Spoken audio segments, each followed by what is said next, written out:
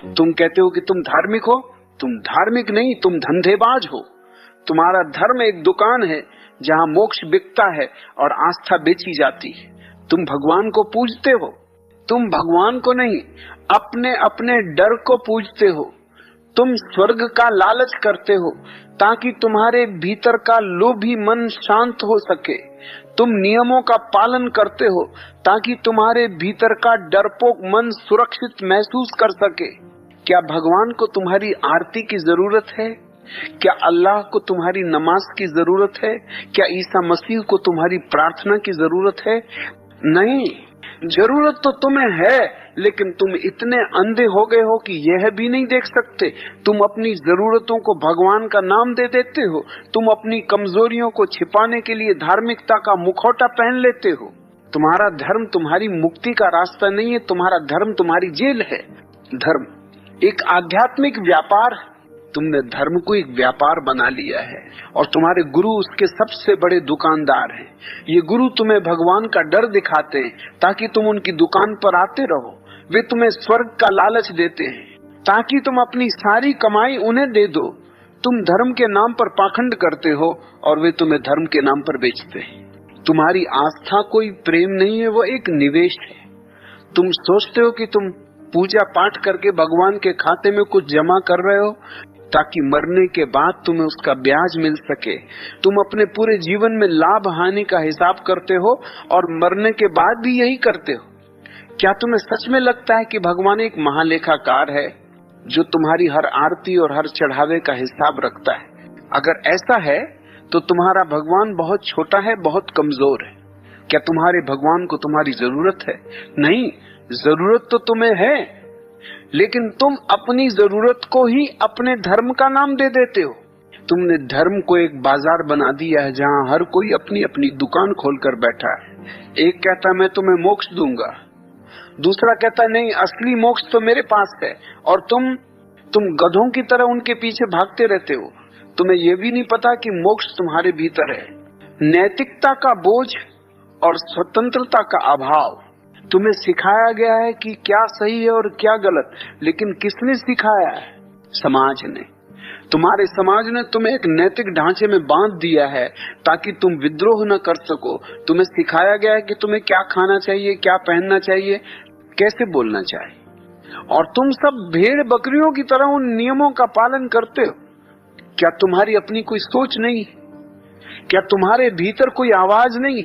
तुम सोचते हो कि तुम अच्छे हो क्योंकि तुम उन नियमों का पालन करते हो? नहीं, तुम सिर्फ एक कठपुतली हो जिसे समाज नचाता है।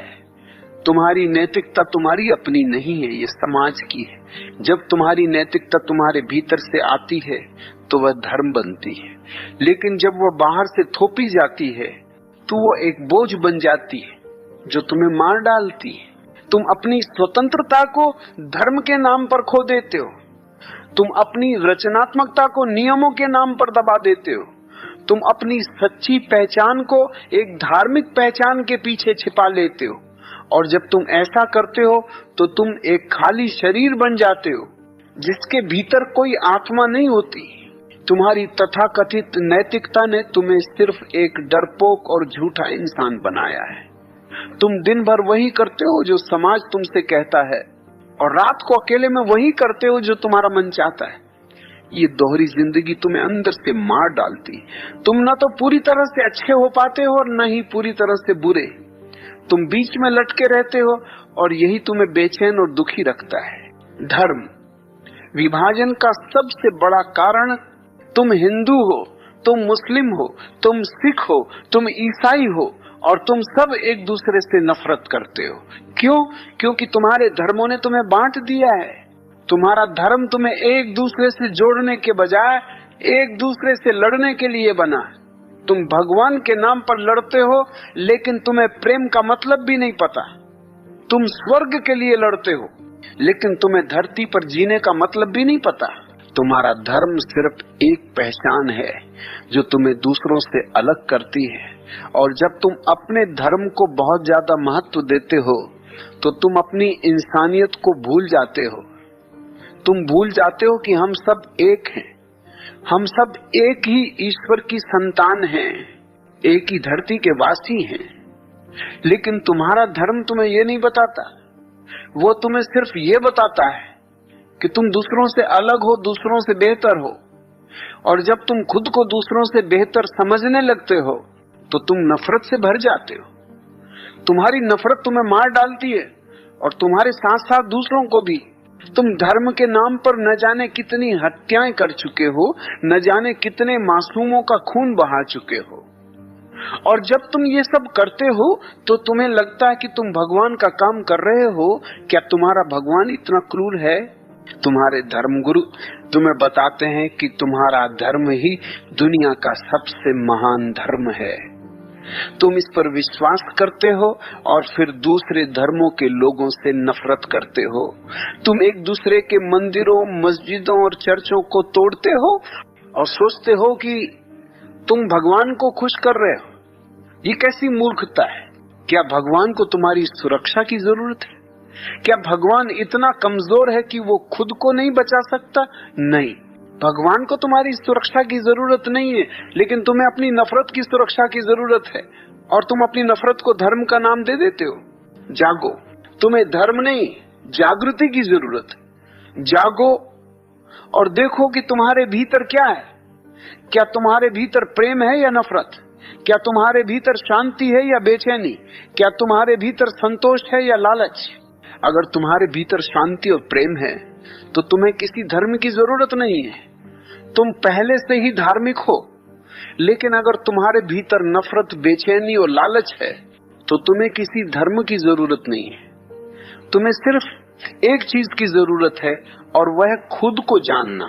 तुम्हारा धर्म तुम्हें खुद से दूर रखता है। वह तुम्हें सिखाता है कि तुम पापी हो, कि तुम अपवित्र हो, ताकि तुम हमेशा डर में जियो और अपने पाखंड को जारी रखो। लेकिन मैं कहता हूं कि तुम पवित्र हो, तुम अपवित्र नहीं हो। तुम इंसान हो और तुम्हारे भीतर भगवान है। तुम्हें बस उसे जानना है। तुम्हें मंदिर जाने की जरूरत नहीं है, तुम्हें मस्जिद जाने की जरूरत नहीं है, तुम्हें चर्च जाने की जरूरत नहीं है। तुम्हें सिर्फ अपने भीतर जाने की जरूरत है। तुम्हारा शरीर ही तुम्हारा मंदिर है, तुम्हारी आत्मा ही तुम्हारा भगवान है। और जब तुम अपने भीतर जाओगे तो तुम पाओगे कि वहां कोई धर्म नहीं है, कोई जाति नहीं है, कोई भेद नहीं है। वहां सिर्फ प्रेम है, शांति है और आनंद है। और यही सच्चा धर्म है। तुम्हारा धर्म तुम्हारी मुक्ति का रास्ता नहीं है, तुम्हारा धर्म तुम्हारी जेल है। जागो और इस जेल से बाहर निकलो।